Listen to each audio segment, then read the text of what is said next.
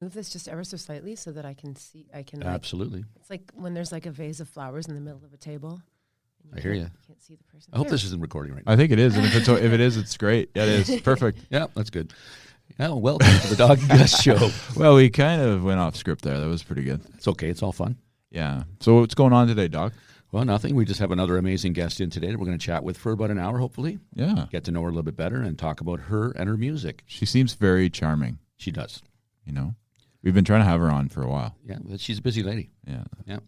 Welcome, Rebecca Noelle. Oh, I think. So thanks for coming.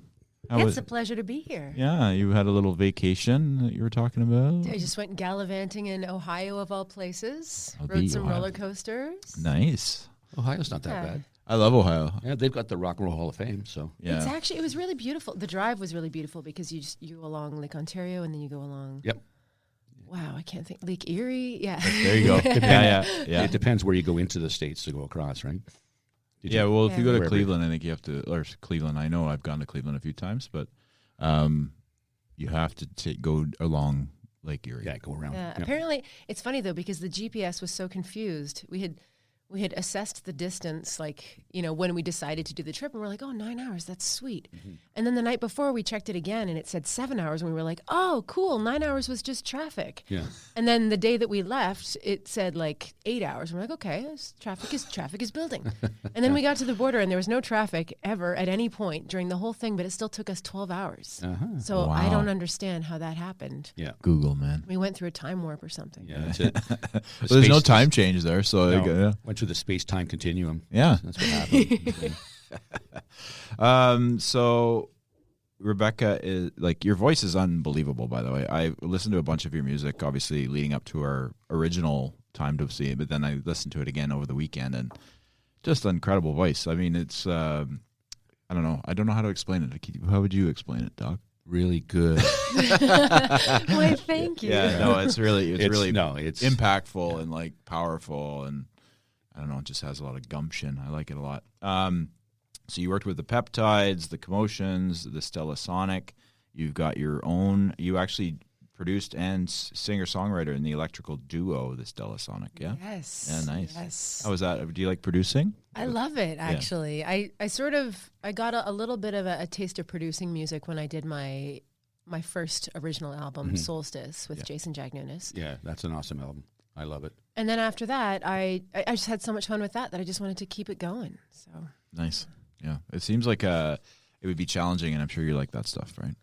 it is fun. I like the challenge. The challenge is what makes it exciting. Yeah. And it also it's what makes you feel more proud of yourself and more accomplished afterwards. Makes sense. Yeah. Yeah, for sure. It seems like you're a really busy lady, like, you know, the Peptides, the Commotion, Stella Sonic, your own stuff. It's just like you just don't stop. And now we've just started a tribute to all of the music of James Bond movies. Oh, really? Which has kind of been like my bucket list repertoire for my entire life. Like 12-year-old me used to sing like Tomorrow Never Dies in her bedroom at full volume. Amazing. Nice. I love James Bond. So I love James Bond, and even more so I love the music. The music. Of course, It's just so epic and dramatic. Now, are you doing like from the beginning to now? We're not doing it in chronological order. Okay. We're just sort of picking all of our favorite, most anthemic moments. Okay. And so we've got, it's actually, the show is being directed by Ed Lister. Oh, okay. He's our musical director, and he's put together a really wicked band, which includes a little string section and some Nice. brass. And we've got Michael Hanna singing the male vocal parts, and then I'm singing the female vocal parts. So amazing. So is View to a Kill in there? Absolutely. Is that Duran Duran? Yes, It is. Yes, What about GoldenEye? for sure. Yeah. It's a classic. I love that. Tina Turner rocks that song. of course right? she does. And there's actually they sort of hop on that, but there is comparisons to Tina Turner in your the way that you perform, like your energy, Yeah. and also Prince, which is like my favorite. I do all like to time. strut around a little bit. Well, that's yes. good. Yeah. Strutting's good. Nothing wrong with that. Do you like that comparison? Do you like that, or did you just sort of put that on your? I do. I find that super flattering. Of course. Yeah. I would imagine. Yeah. I think those comparisons were drawn maybe 15 years ago when there weren't any more recent artists who were sort of had that similar vibe. Yeah. I think nowadays sometimes people will talk about artists like Adele, maybe just in like sort of the dramatic singing of sort of epic ballads. Who else? Yeah, that's kind of been the most recent one lately. Yeah, well, that's a good comparison too, right? Yeah. Yeah. So who inspired you to be part of the music industry? Wow. I would say that the person who inspired me the most would be my grandfather, Yeah. John Newberian. He is a jazz pianist and composer and session musician and all of the things. He was a music teacher.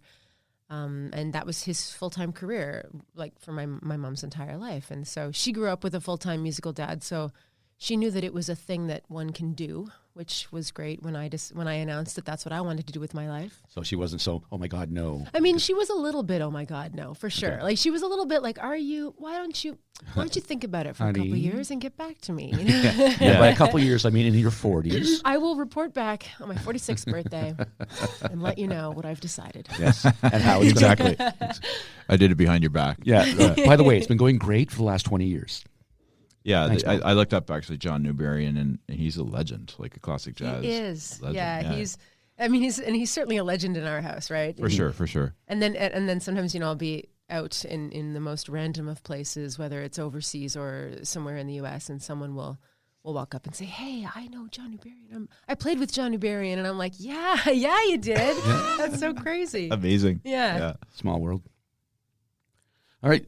I checked you out on YouTube, and I was looking at The Power of Love, your Frankie Goes to Hollywood version and I loved it. Like it was. Thank you. The question I had is, your voice is amazing, but I noticed you weren't wearing any headphones. Now, is that a thing? Right. No, I think what happened, I think, you know what? It was a purely aesthetic reason. I just didn't want to be wearing headphones for the visual part of the video. And so we just tried it without the headphones, and I could still hear Clay on the keys. And I thought, well, I can hear what I need to hear. And it's like singing in the shower, you can hear your voice in front of your face. And for me, that was good enough in that moment. Okay. Well, it was very good enough. It was a great version. So. Yeah. I mean, I think your voice is good enough that you can. I mean, I sing in the shower, and I basically break things when I do that. So no. Yeah. I'm not a good singer. I think the best question I have here is, what's your favorite city to perform in? Do you if you had to pick a place? Wow. So I mean, of course, Ottawa is my happy place because all my people are here. Mm-hmm. But there is something really magical about performing overseas, performing far away from home. Just because people have a different appreciation, especially when you come from far away.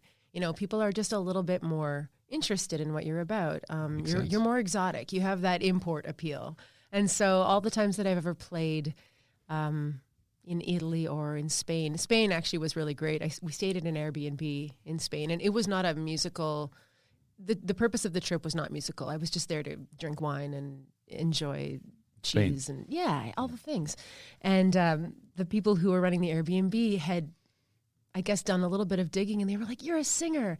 We've told all our neighbors that there's going to be a singer here on the weekend." And I was like, "Oh yeah, okay." And then they were like, "So we're wondering, we have this, we know you like wine, and we've got this bottle that's been aging for like 40 years in the cellar of this old farmhouse, and we would love to open it on Saturday with you, for you, and our neighbors, if you might perform some music for us." And so we had to find a guitar because we didn't have that. So some guy drove a guitar up from, I can't even, he was coming from some major Portugal. city. Yeah, it was like 2 hours away. And he drove in just with a guitar so that we could perform a couple songs just for the neighbors of this Airbnb. And then we opened this epic bottle of wine. And it was such a magical experience. And it wasn't even, it wasn't a planned gig. It was just an impromptu thing. And I thought, singing on stage in front of thousands of people is one thing, but that singing in this room with these people who are so excited to be sharing this experience is also extremely magical. Oh yeah, so engaged. Yeah, right? Yeah. So just note that. How was the wine?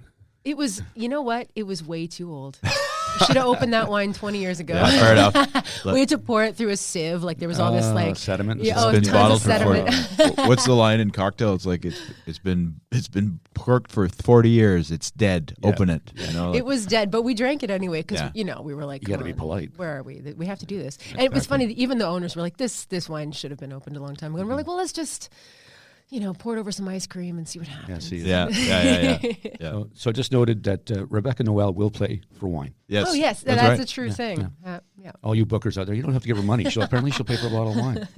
No, come on. It's got to I joke. She actually paid, It's got to too. come from the vintages at least. Yeah, for sure. Yeah. And nothing over 25 years old in the wine. Yeah. All right. So I'm always curious. We're always curious because we're not musicians. Well, James kind of plays guitar a little bit, but I don't. I play a stereo. And I don't have, I don't understand the creative process. Like, do you decide, okay, Rebecca, today's the day, we're going to sit down and figure out, some new songs, or we're going to just, do you schedule time for that? Or it's just you're walking down the street, oh my God, I just thought of something, and you have to stop and write it down. I think all of the above. Right. I have tried scheduling times to write, and that has never worked for me. I sit down, and then I remember that I've got to flip the laundry over or something, or I remember, I didn't call so-and-so back, and so every time I plan to write, all these other silly, distracting ideas flood into my head. Yes. And so I have found that I write the best under pressure. So sometimes I will book a session. I'll book studio time. Mm-hmm. And I'm like, okay, I have the studio on Wednesday, and today's Monday, and I've got nothing to record. So guess what's happening tomorrow? And the pressure is what helps me tune out all of the life noise. Yeah, you're not the first person to tell us that. Yeah, and sometimes when I'm driving in my car, too, I find I'll have ideas when it's the most inconvenient moment to document the ideas. And so sometimes I'm driving in my car, and I'll have an idea, so I'll quickly hit the voice memo feature on my phone, and then I'll just start singing and driving, and then I'll review it later. Right. Yeah, that seems like it's a better way. It's pretty cool, actually. Yeah, well, easy now, right? 10 years ago, you'd have to pull over the side of the road, find a piece of paper and a pen, and go, oh my God, before I forget this, I got to write this down. Don't you find that driving sort of, it awakens this other part of your brain, this deep subconscious, I find that I remember everything when I'm driving. All the things I forgot to do that week just come flooding back to me when I'm driving or showering too, because there are no distractions. And unless you're reading the shampoo bottle, there's really nothing else going on. Yeah. You're focused, Who's reading shampoo bottles? I can't. I don't shower. I don't get that. I don't get that bored. I can't read them. You've always got some song going on in your head, I'm sure. Yeah, exactly. That's very cool. Ask her that question then. What's her favorite song to sing in the shower? Right. What is your favorite song to sing in the shower? It changes a lot, but I think right now it's Nature Boy. There was a boy. It's just got cool intervals, and it's one of these songs you can get away with without any accompaniment. It sounds good a cappella. Oh yeah. So I like to sing that. Well, you sound pretty good a cappella. Yeah, and wow. What a talent. I love it. Yeah. Very in awe. I was going to ask, is there an artist, alive or dead, that you would love to work with? I would really love to work with Katie Lang. Nice. I know that I probably say that every time someone asks me about artists and collabs, but she's my absolute, she's my vocal hero. She's been my hero. Amazing. I love the way she sings. I love the way she writes, the way she performs. She has an amazing voice. She's incredible. Yep. She's so moving. Everything, she brings out all the feels. So I feel like if I could collaborate with her, something really epic would probably come out. Oh, that's cool. Yeah, very nice. I like that. I like that answer. Constant Craving was one of my mom would always play that song. Yeah.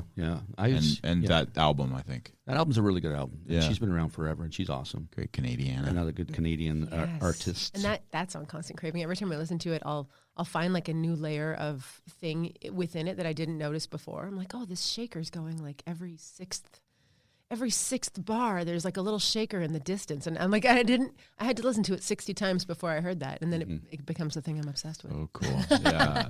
Well, I'm sure you listen to music differently. You must be more analytical, especially now that you're producing. And well, yeah, the first time you listen to it for what it is, you just appreciate the song as a whole. And then I find from the fifth time and onward, that's when I'll start listening to the layers and, understanding the sound of the bass or what kind of room the drums sound like they were in and stuff like that. And then really so cool. Really breaking it down. Yeah. Yeah. Well, you and I listen to songs. I've listened to the same song, and then I don't think of it that way. I sort of always enjoy just the sound of it, or sometimes I think I listen to a lyric differently. Yeah. But no, not like that. I find if I really love a song, I want to understand why. Mm-hmm. And so, for example, Adele is a good example of a vocalist who her her voice sounds so close. Like it sounds like her mouth is like 2 inches away from my ear, you know, Yeah. like that feeling. But not every recording of a vocalist sounds like that. So it took me a while to figure out what is it about this recording that is making me feel like the goosebumps. And I think, I think it's because it feels like she's right here. Yeah. So then when I'd go into the studio, I'd be like, you know what I want to try?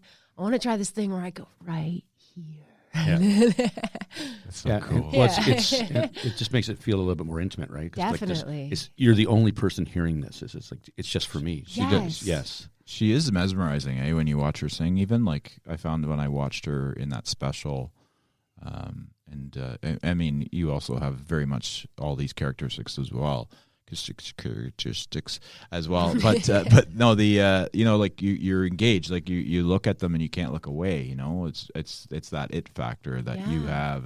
But Adele, I just find like same thing. It's just you're watching her sing and her voice is so amazing. It's like, but she also performs so well. I'm right? gonna have to go watch her now. I've never actually watched. She's got a very I mean, her voice it stands alone, right? As far as her voice, and you have an amazing voice also, but.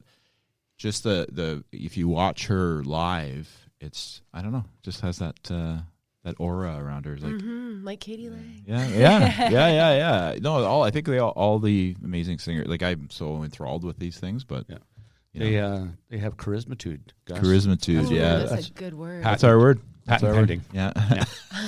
we had sort of before we started interviewing actual artists, we had our own, and we came up with a word for somebody who has. That it factor is charismatude. That's great. That's the charisma you can have it of the person plus the attitude, like when they're on stage and stuff. So so we kind of came up with that word. I sort of went off there, but you did. Yeah. But it's okay. Now we asked this question, and people tend to be polite about it, but it's like, is there a style of music that you just don't care for? I feel like people don't want to hurt people's feelings. You know what? No, I think that maybe screamo. Doesn't fair enough. And I've tried, like with all there's a lot of the extremely heavy stuff. There's a time and place for all of it, and if it's in the soundtrack of like a chase scene of a movie, I'm like, yes, this is perfect. But in my spare time, if I'm like mopping the kitchen, it's just not doing it for me. It doesn't quite move me. I feel like for me, when I listen to music, I do want that sort of evocative. Like I want to be reminded of stuff. I want to think. I want to feel. Fair enough. And then every once in a while, I just want to party, and I'll put on something really silly. Yeah. Who doesn't love to party to some Philly music? Me. I always tend to go back to certain albums for sure that sort of bring me back. And yeah, you're right. It's amazing thing about music is it just sort of gives you memories of a past time that you might have heard that song or something like that. Do you find that? Definitely. Yeah. And it's like times that you completely forgot about, and then you even forgot that you knew that song. You hear that song and you're like, whoa, I haven't heard this in like 12 years, but the last time I heard it was this day, at this time, on this thing, and it's like, oh wow, it's crazy. I find smells do that too, though. Yeah. Like I'll smell something and I'll be like, it smells like March 4th. Like 1997. The thaw of 97. I was wearing those blue jeans and that white shirt. Yes. That was freezing because it was March. Yeah, because it was March and I wasn't dressed very well. Yeah. Oh man. How was your experience when you got to work with Stuart McLean? I was inspired, but I was also quite intimidated because he's just so, he was so wise. He has this sort of air about him, and I don't mean like a conceited air, but just this air that you impose onto him. You're like, he's just so.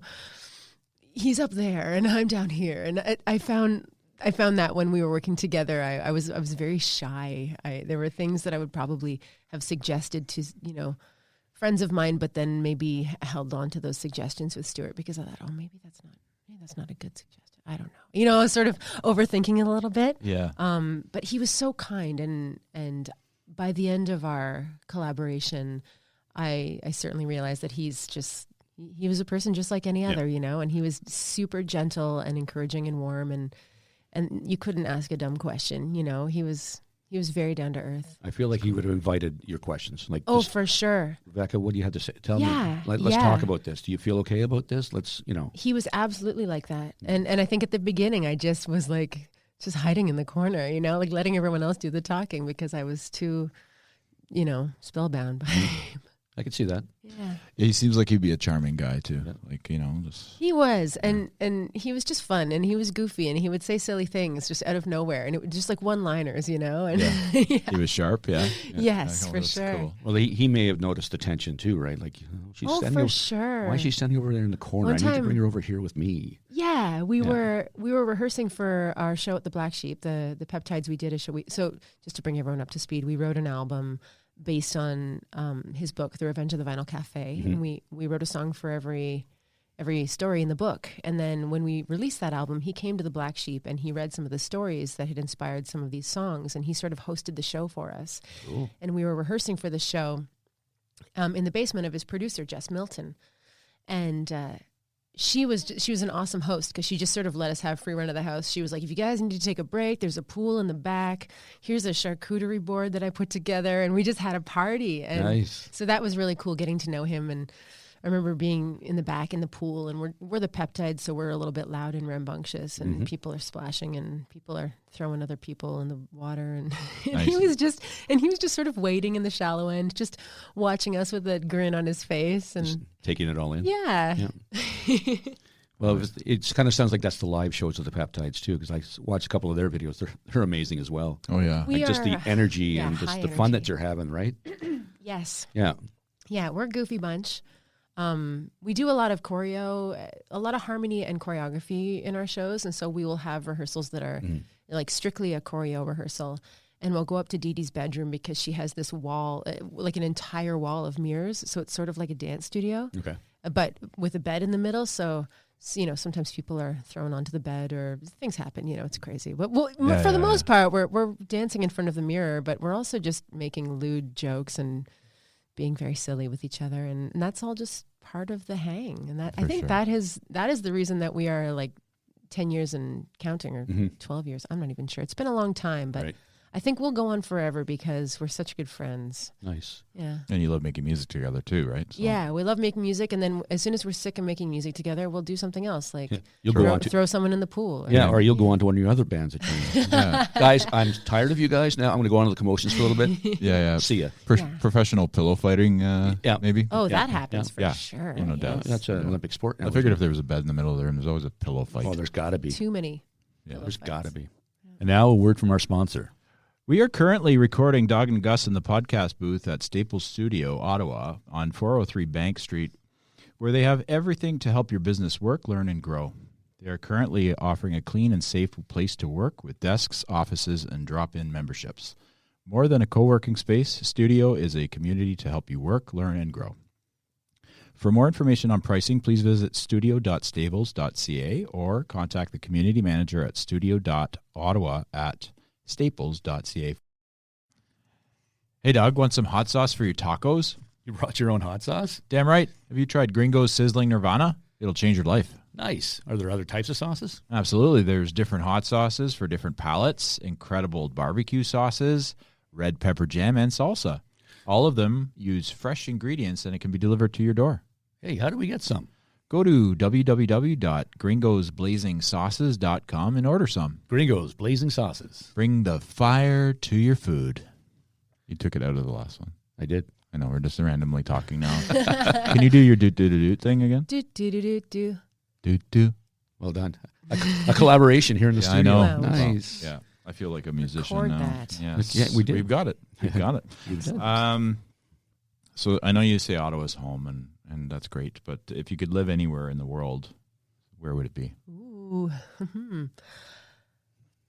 For the living, for the living part of life, I like to be living near friends and family. So I think Ottawa probably would be the place. But I would love to go and spend like 8 months out of the year in Abruzzo, in Italy. Abruzzo. Abruzzo. Are you Italian? I'm not. But you say that perfectly. I'm an Ital-phile. I pretend to be Italian. She's going to Abruzzo. Abruzzo. Yeah. I'm not Italian whatsoever. You're not even close. No, but I worked with Italians in restaurants and stuff, and so it's like, hey James, bring the Abruzzo, Montepulciano d'Abruzzo, okay? And the vibe is different. Like Italians in different parts of the world. For you sure. know, Italians in Italy, it's a totally different vibe than Italians here. Yeah, very much so. It's the one place that I keep going back. Yeah. It's this place I'm obsessed with. I've played some music there and I made some friends there. And then I thought, hey, I really should invest in property. But wait, I'm a musician, so I can't afford Canadian property because that's craziness. But I can afford Italian property. So I actually had this whole plan of buying a property in Italy and then running it as an Airbnb until I could go and start spending like 6 months out of the year there and recording there and working remotely. And so that's sort of still in the works. Good. I went in November to look at this house that I almost bought, and then like a week before my flight, someone else bought it. Oh. And they don't have that system where it's like if there's a bunch of people interested, they want you to sort of battle it out and push up the price. They were like, no, someone just came and bought it. And I was like, But I told you I'd be here on Monday. But what do you mean? So I went and just kind of enjoyed like the sideways rain and the really cold November. November rain. It was probably the worst time to be there, but yeah. But no, you still like it. It was a learning experience. I bet. Yeah. I mean, it's I guess the real estate market is a little bit more lax there, I would imagine. It's super. Yeah, it hasn't gone crazy there. We can buy things there. And I mean, if you have the intention of living there, they don't want you to just buy something and then leave because that's just irresponsible. But my hope is to retire there. Yeah, nice. Cool. That's yeah. cool. And then you could probably still record music there and stuff. Yeah, I've got a band there, so we can. So whenever I go there, I always make sure to sneak in a couple gigs, even if they're just like casual winery or bar or something. What band's there? Well, I've got a group of musicians who I've sort of independently connected with, and then shared my original music with, and so they have the charts, and so sometimes I'll land, and then like the next night we'll go and just play at a party or something like that, and they'll know my songs because I sent the music ahead of time. So cool. Yeah, that's so very nice. Very cool. You're living life on your terms. I love that. Yeah. Thank you. Now, going back to what we were talking about when we weren't on the air, I've always wondered what happens. Like, do you take any steps like before you go out on stage to sing to make sure you don't have any kind of like you're not going to belch on stage, you're not going to have the hiccups, you're not because I'm always curious about that because when I'm singing, I'm like. All the bodily functions are suddenly all of a sudden right they've decided to come right up at the same time. Does that? I mean, well, I find like I'll try not to eat a big meal before I sing, but there certainly are instances where you're singing a line and you're like, I'm gonna after this line, I'm gonna put the mic down and I'm gonna go over there and I'm gonna burp. And no one's gonna know. Yeah. You sort of it's like a cough, right? It's a little. You just put your hand over your mouth. The thing I'm most scared of though is hiccups. I've never had that happen because hiccups you can't control. Like if you have to burp, you can control or cough or you can control when you do that. But hiccups you can't. They just happen, and no matter how hard you try to use your brain to overpower the function, it doesn't work. And so that's never happened to me yet. And I'm just sort of waiting because I feel like it's inevitable. It has to, right? Like if I spend this many hours of my life singing on a stage and I spend this many hours of my life hiccuping, certainly the two are going to have to coincide at some point. They're going to meet at some point. They're going to meet. Wow. I love that. It's just something that was in my head for a long time when I'm thinking, like when people are singing and stuff, it's like, how do they deal with that? I was such really a curious. random thought, though. I know. The other one I think is inevitable is tripping over a cable on stage. Oh, yeah. I've not done that yet, but when you look at the stage, there's just cables all over the place. And then, of course, you're wearing like super impractical shoes that you'd never wear in real life. Yeah. And so I feel like it's just a recipe for disaster, yet for some reason it hasn't happened. Is this table made out of wood? Yeah. I think we're going to go with there's wood in there. Knocking. There's wood in there somewhere. Table. We're going to say it is. Yeah. I like that. Because we're all about quality here. Yes. What's your biggest pet peeve? In music or in life? Just all around. Ooh, this is going to be silly, but it's like really loud chewers. Like a lot of like... Smacking? Chomping and smacking like needlessly, Yeah, I'm not down with that either. It's just, it kind of starts to make my eye twitch. And then when I was young, I used to get like outwardly angry. I'd be like, can you not do that? And then when I grew up, I realized that was probably not the the politest way to deal with that. So then I just started trying to create background noise. Like if someone was allowed, like, you know, you're having dinner with friends for the first time and you're like, oh no, it's this person's a loud chewer. So I would just sort of casually like turn up the music on the stereo. That's a good move. Yes. But I, you know, try to sort out the issue without actually having to confront the person on it. Or can you just not chew so loud? Yeah. Or just start a beatbox when they're chewing. That's a nice move right, too. like, Yeah. once you're good enough friends, you can totally say like, Oh, hey, of course. you Of course. should probably work on that. If you're meeting for somebody for the first time, it's like, would you mind closing your mouth while you chew? Please. Yeah. Oh, yeah, it drives me crazy. That's my mother's very like I was raised by my mom, and she just was very, you know, I don't want to say like she's just well mannered. So proper. She would teach you that you eat with you don't have your elbows on the table, and you know, just make sure that you know, eat with your mouth closed. Nobody needs to see what you're eating. I you know, love that. My parents were like that too. Yeah. Yeah, and it's sort of now I think that when anybody does the opposite, I'm just like, you look down at them. Well, then some of the, I question myself. I'm like, oh, am I being too old fashioned? That like I'm kind of offended by that. No, absolutely not at all. Not at all. I'm like, Never goes out of I'm so fashion. stuffy. What's wrong with me? I'm too stuffy. yeah, that's what I'm getting from you. Right? Yeah, that's the vibe we get. Yeah, exactly. I think we should end this podcast now. This is just wrong. This is going downhill. If we were to go into your music collection, and would there be anything there that would surprise us to see?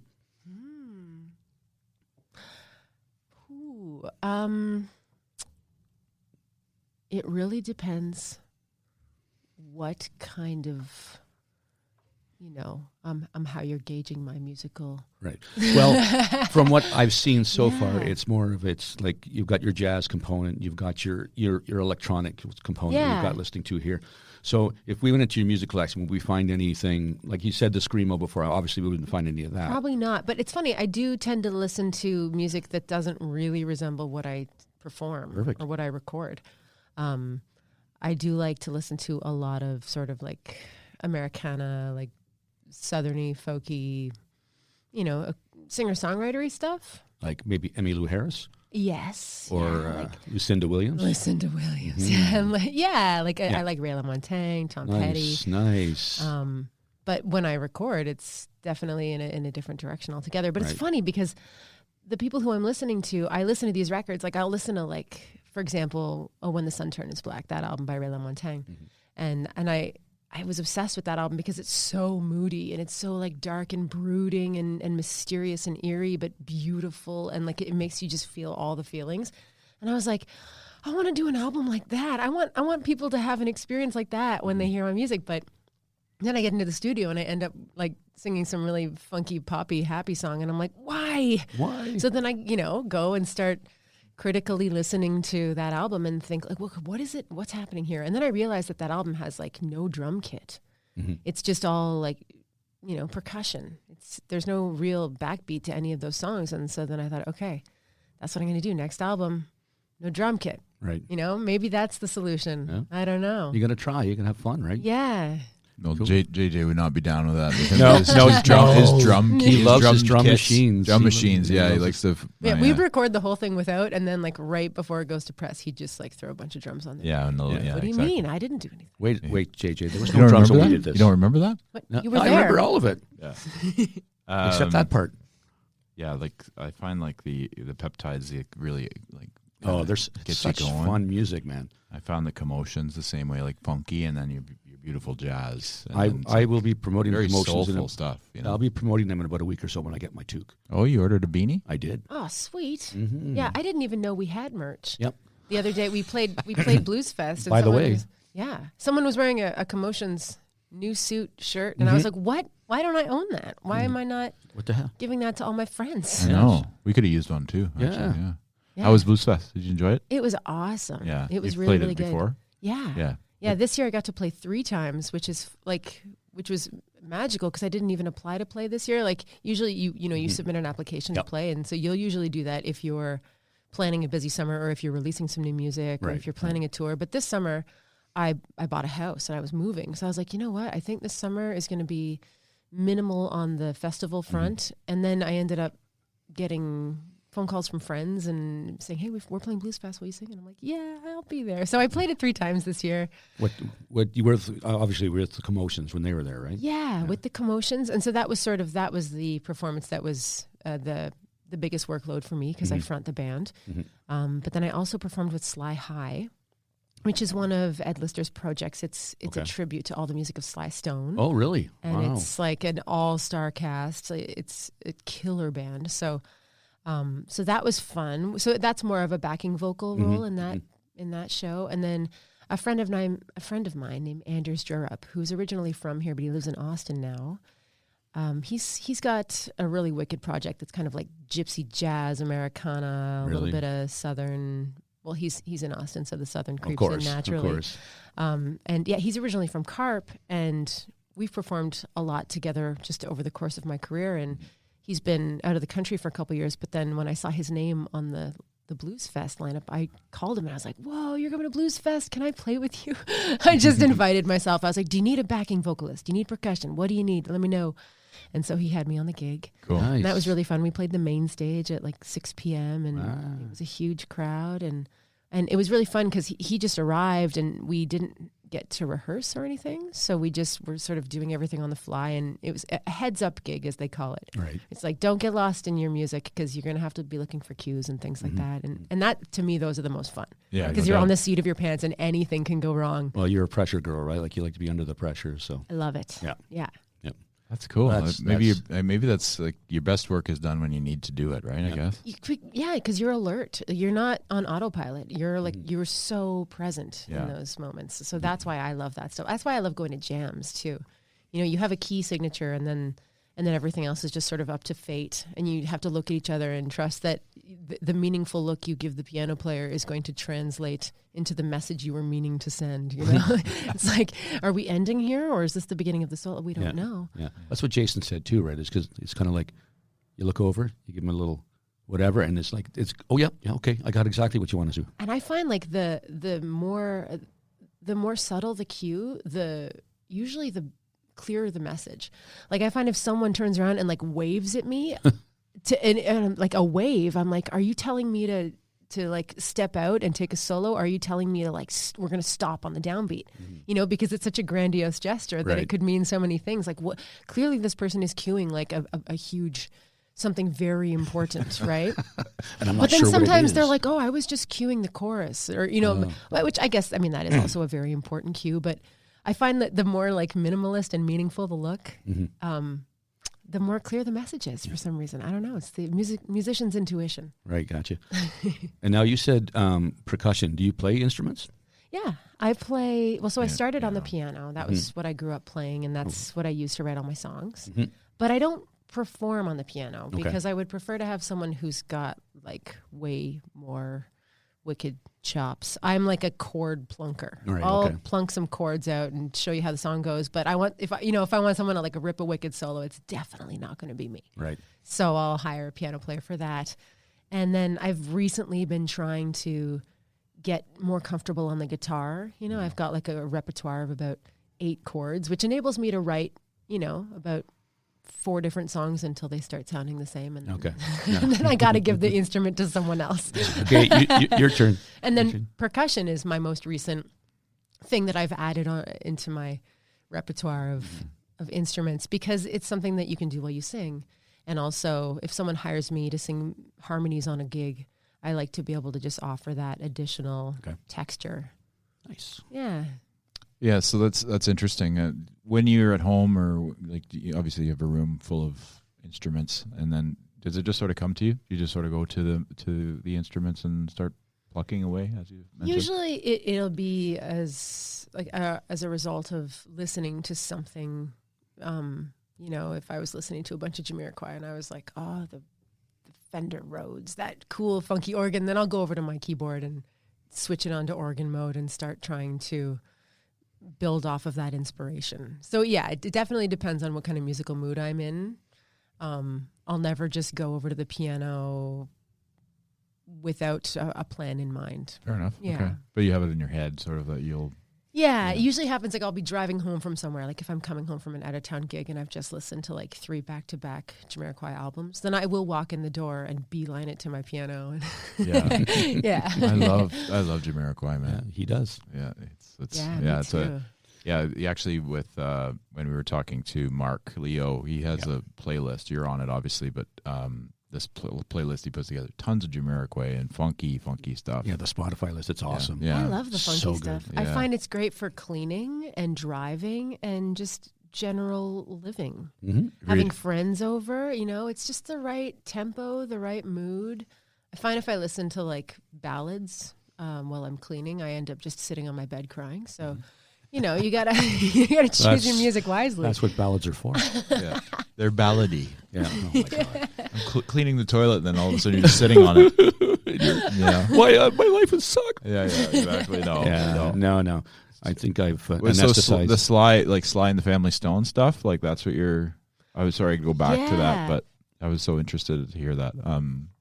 Sly and the Family Stone, I love them. Yes, you do. Yeah. So do I. Sorry. It's fun because their recordings are so messy. Like they're so like you hear like just all these random noises in the background. You could tell they had that. They didn't want. Can I swear on this show? Sure. Yeah. Fuck like yeah. Shitty is pretty, right? They want that texture of like all the shit going on in the background. They don't want any of that stuff finessed out. They want you to feel like you were sitting in the room when that song was performed. They don't want it to be sanitized, right? So yes, it is like like to me, their stuff is like the furthest from sanitized. Like there's like moments where they're singing harmony and it's like, ooh, there's a huge dissonance. Like there's someone's a little bit off, but that is the texture that is making this so magical. it's not going to be perfect all the time, especially when you're live, right? It's awesome. It's so refreshing. It's like, oh wow, this sounds like human beings. Yeah. That's magical. What? That is refreshing. Yeah. I can imagine with all the auto-tune and stuff out there. Oh my it's like- God, yeah. Well, that wasn't a thing back then. But which even was like good. you listen to some of the old Stones albums and they're just really sloppy. And but that's why they're the Stones. That's why it makes it feel real. It makes you feel like you were there. I find like when something's been finessed too much, it loses that human touch. And even though you can't pinpoint what it is about the recording that's not moving you, your body can recognize that, like, I'm not listening to the expression of another living being right now. I'm listening to a computer. And Yeah. yeah. Well, that leads to the next question that we ask everybody. Oh, you're going to ask? I'm going to ask. Okay. 80s or 90s music as your go-to? 90s. That was very quick. I'm getting destroyed on this question. Well, We're because the same age, probably. I was born in the 80s. Same. So, I lived through the 80s. Yeah. so I remember when we were starting to listen to like the New Kids on the Block and stuff like that was starting to happen. And so I that's when I switched from like Raffi to adult music. Was probably like around 91, 92. Right, okay. And so then when to me that was my introduction to this is what grown-ups listen to. Right. So then when I heard the 80s stuff, I thought it was super weird because it was so different from what I had just been told was music. Yeah. So Well, I kind of hoped with, She probably likes some. but Tears for I know Fears. she does. Tears for Fears? Tears for Fears is like she covered Frankie Goes to Hollywood. So and I figured, and Frankie Goes to Hollywood. There's some serious gems for sure. And my dad used to play Tears for Fears all the time, and he had a little bit more of an 80s sensibility for sure. And so to me, those sounds kind of make me think of falling asleep on my dad's shoulder. Like sometimes when it was bedtime, we'd go into the living room and he'd just turn off all the lights and he would just dance around the living room and I would just sleep on his shoulder and he'd put on Tears for Fears usually. And it was on vinyl and it was, it was awesome. And so that stuff does definitely evoke some feels for sure. It's not really a competition. I know usually what the answer is going to be when I ask. Well, you like to make it a competition. I do. which, I really do. Don't you find like the 80s were a little bit more, they were exploring all of the digital sounds? Yes, they very much were. Yeah. And then in the 90s, people were kind of singing a little bit more. Like I found it was more singer-centric in the 90s. There was that that CNC Music Factory, like everybody dance now. I remember when I heard that lady, I was like, ooh, that girl can sing. She really could. And then after that, everyone was singing like that. Yeah, they kind of stripped away the drum machines and I love that kind of song. stuff. Yeah. That's a great tune. Yeah. That'll always get you Gotta up make and you going. sweat till you bleed. Yeah. Exactly. Yeah. That's a pretty funny guy. He has a sick, like, slicked back ponytail. Mm-hmm. And he's jacked. But yeah, I remember that video pretty well. And plus, even the hip hop in the 90s, I don't know if you're interested in hip hop, but the hip hop in the 90s compared to the 80s just seemed more like real. It was like real life, and it was more about the MC. And the beat was amazing too, because Dre was bringing in stuff and all that. But the MC was the more important part of what used to be the DJ, right? Mm-hmm. Yeah. And they were actually singing about problems in their communities. I don't know. Are you hip hop? Yeah. Do you like hip hop? Well, I was just thinking about that. I was thinking about in the 80s, it seemed like it was like a little bit more cute. It was Yeah. And then the 90s got a little bit more heavy. rough and tumble. Yeah. Really rough and tumble. Yeah. Just a little bit different, yeah. Between the 80s and the 90s in the rap music. Well, Sure. it was, and unfortunately, you lose. Like the problem is the East versus West thing, and you lose two of the greatest of all time, like in Biggie and Tupac. Yep. And it's like Tupac was like a poet, man. Like he was like incredible musician. Incredible. Yeah. Sorry, I got off track there, but Yeah, well, I was geeking out to the Beastie Boys the other day. I love the Oh Beastie my Boys. God.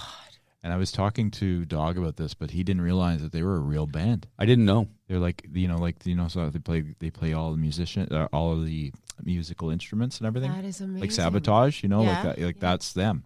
So I performed that song live, Sabotage, Sick. at the North Pole, and I think I was doing some touring with the military, and we were performing for the troops who were stationed abroad, just to bring a party. Like it was like a morale boosting trip, and we had a really versatile set list. And one of the songs that was on the set list was Sabotage, and I had never, really thought to use my voice in that way, and learning that and performing that was honestly like groundbreaking. After that, I was like, I want to do some heavier music like this, Nice. and Yeah. like where I use my voice in a more aggressive way, because I just hadn't done that up until that point. Cool. Yeah, what a great tune. Yeah, it's awesome. I can imagine. And it sounds amazing, like with a live You should record band. that. You should record Oh, that. I would love to Oh do my just God, a, I'd love to hear a it. cover of that. Yeah.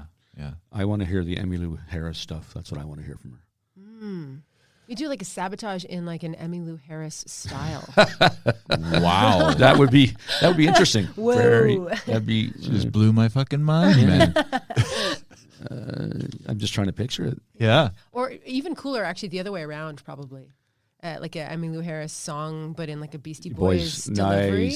Nice. Like my head's spinning right now. Yeah. I'm not even here anymore. No, you've left the Like, building. Yeah, exactly. I don't think I asked her this one yet, did I? I don't know. I don't know what you're going to ask. What's your most useless talent? You did not. Useless talent. Mm-hmm. Ooh, I have so many to choose from. Let's see now. Oh man, it's voice related, so I don't know. Oh, please, Like, there's please do it. there's a really crazy voice that I can do. Really? Yeah, it's like it's when I can do Kermit. when wanna you hear Kermit? inhale, and I find like not a lot of people can do this voice without coughing, but I can do it like no problem. Do you want to hear it? Yes, we Yes, do. of Of course. It's going to scare everyone, and it's super useless. I use it for nothing except like scaring children. Nice. Okay, here we go. Oh, hello. How are you doing today? Oh, that's really great to hear. Holy fuck. Wow. That's a trip, Who man. is this weird person? And also, like, what is even going on? Okay, anyway, I'm going to stop now. That's awesome. Just inhaling. Wow. Super useless, right? Why would anyone ever want to hear that? I love that. I was don't like, can you do that as my voicemail later? Sure. Yeah, no, probably not. Crazy. I'm going to record a I'm gonna voicemail practice. later. Literally after this, I have a session to record a Amazing. corporate voicemail. Maybe I'll Corporate voicemail. whip that voice. You have reached the enterprises of blah. Blah, I got and nothing. blah, blah, and blah. That's a trip, man. Oh my god. That was awesome. I can't believe I just did that in a recording. amazing. That is crazy. Thank you for doing that. You can just sample that and just release that on its own. I There we go. don't even- Exploit me for money. Okay, and no, I don't I'll even. I can't even. send you dollar bills. No, No, Yeah, we're not see, gonna do it's it. like- Yeah, that's mad. What? What is going on? Okay. I'm gonna stop. I'm gonna stop. Ah, that's so good. Oh man. I can also whistle one tone, so that's pretty useless. I don't understand how whistling. I can make the sound, but I can't change the pitch. I don't understand how people do that. I can't do that. I can do like the sound of wind blowing through past a bottle. That's all I got. Pretty useless, It's actually. the useless. Like it's extremely useless. I can make a sound Can't like call your wind dog. blowing through the bottle. Isn't it funny how all of my talents are all still sounds though? I'm like a, Yeah. Trying to think of one that's not sounds, but I don't know. I'm really good at. I got nothing. Yeah. Yeah, but sorry. I mean, your sound is your life, like your livelihood. So yeah, I love that. Yeah. It's all random things, but who cares? Yeah, it's always fun. We all have random things. I can do like Absolutely. a weird. I It's- could do yeah, a weird 'cause- thing with my fingers that nobody can do. Oh, dude, why? Why is that even happening? I don't Why is know. that a thing? Nobody in the Can't world do that. can do this. I can't even. Oh man. Okay. Nobody. I wish you Let's guys talk could about see that this. No. I'm not videoing this part, but No. It was like the worm. It was like Yeah. you know when you do the worm, but it was like with fingers and upright. Oh, he's gonna show it on the camera. There. Oh. Right in front of your face.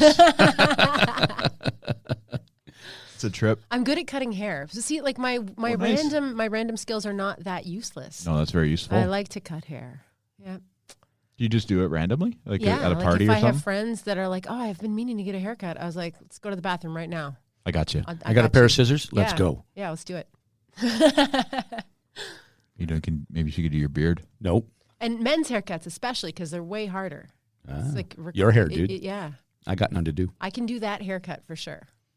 And I can do a faux hawk and a mohawk.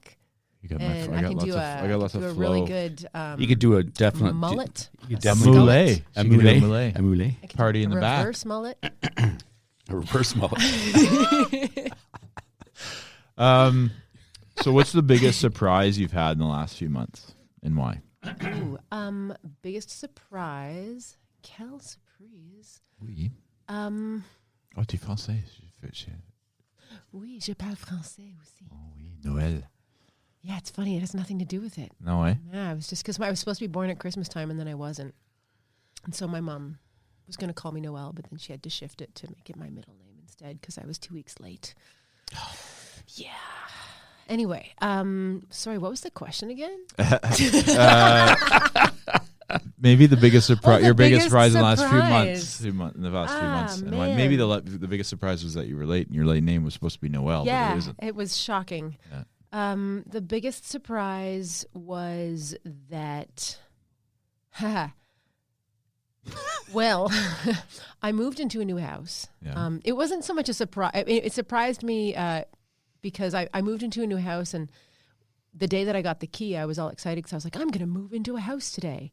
And then when I opened the door, the house was still full of all of the contents of the previous owner. Surprise. A surprise. And so then I had to spend like the next month like selling things on Oh, Marketplace. really? They like wouldn't come back Kijiji. and get it? I didn't ask. I didn't know. It She was just my started first selling time. stuff. This way, I mean, like the important things were gone, but then sort of like all of the kitchen cabinets were full of stuff. Like there was a lot of stuff. There was little miscellaneous side tables and random stuff that no one wants. And so that was fun, and that was probably the biggest surprise of my recent past was that, oh, wow, I don't get to move into this house yet. I have to clean it and empty it first. And I didn't know that was a thing that could happen. It was my first time buying a house. Yeah, I didn't know. I would think that when you open that door, it's empty. I was Traditionally it assuming is. that. I'm And I thought a real maybe estate agent, even, Yeah, James would know. I thought Or maybe potentially. even it'll be clean, but no. No. It was a situation. Wow. Apparently there was a little clause in there somewhere that meant that was okay, and I didn't know that. So that was my biggest surprise recently. Really? Well, they're not supposed to not leave any fun. items unless they're Right? Yeah, Yeah. it's too bad. Yep. Should have had I me know. as your Weren't you realtor. expecting a way more exciting surprise? No, that's a good one. But Oh, so that's for the very good. last Did you find anything 3 worthwhile? weeks, Sorry to speak over you. not really. I found some really beautiful silverware, silver cutlery. Oh, nice. Did you keep it? I did. Yeah, I cleaned it up. I actually found it in the garden. It had been placed in a box and tossed out the door. Well, And it when almost I got found- to the It truck. was beautiful, like Art Deco, like vintage Oneida silverware, and I was like, oh my god! So then I brought it all in and hand polished it. Instead of cleaning my house that I'm trying to move into, I decided to spend an entire day polishing silverware because I do stuff like that. Priorities. Yeah.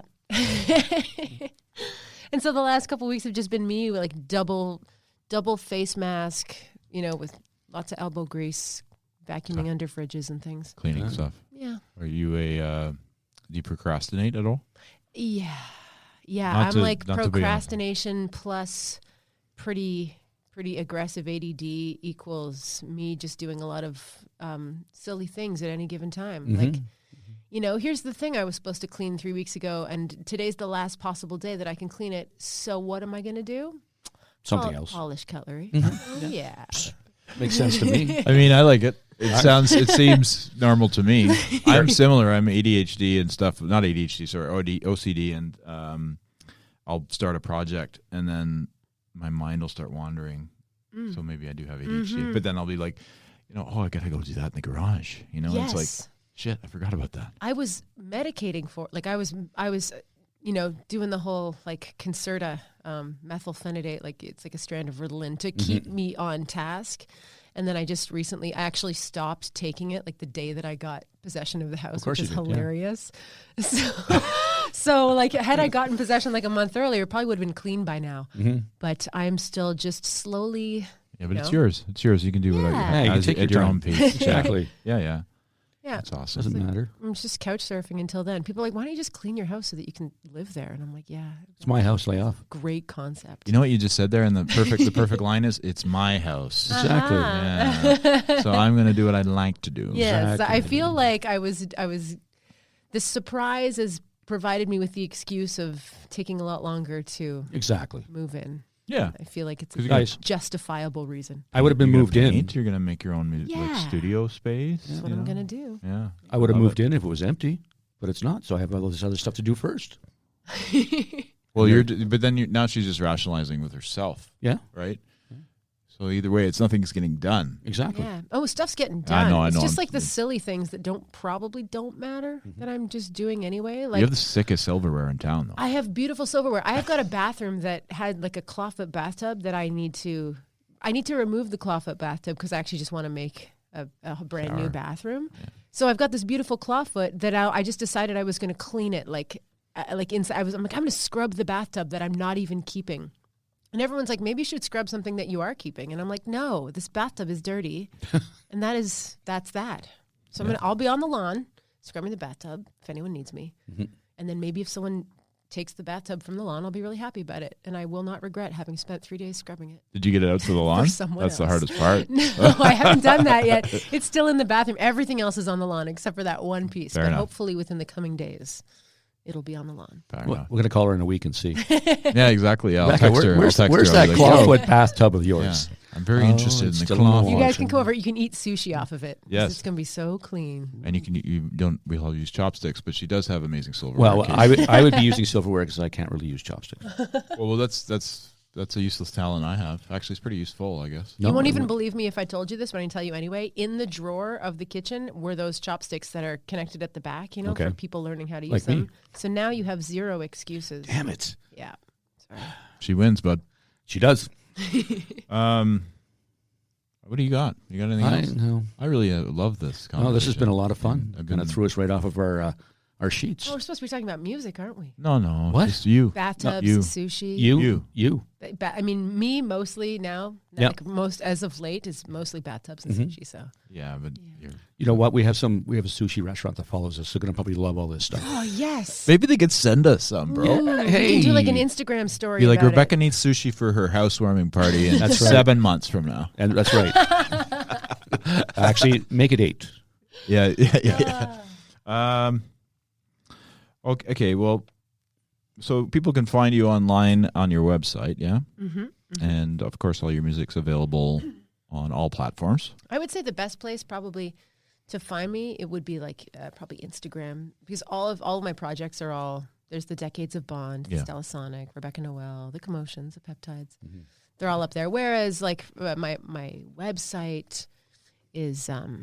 you know how everyone's websites are going these days. Yeah. Sort of Your Instagram is amazing, so not you just as frequented. Go there. Yeah, exactly. Agreed. I can't wait to hear the I want it. Yeah, the 007. Yeah, that's gonna be so much fun to listen to. We're playing at the NAC in December, so okay, cool. Check your local listings. Decades of Is it just going to be under your name? It's going to be under the name Decades of Bond. Okay, cool. Yeah. Okay, we'll have at to the check NAC. that out. At the NAC. In my mom works for the NAC, so we're in. Wow, front row. Center. Yes. Well, we're just going to say we know you. No, she does fundraising for the NAC. Cool. Yeah, she's older, but she loves to. We're gonna drop Rebecca's name like it's hot. Do it. Yeah, yeah. And we are because we're best friends now because we're going for sushi in a clawfoot bathtub. Probably hook So you guys easy up to with chat. some bottled water. Nice. Sick. Could you just throw it down? I'm pretty good at Just toss it accessing out to Yeah, us. Yeah. I will.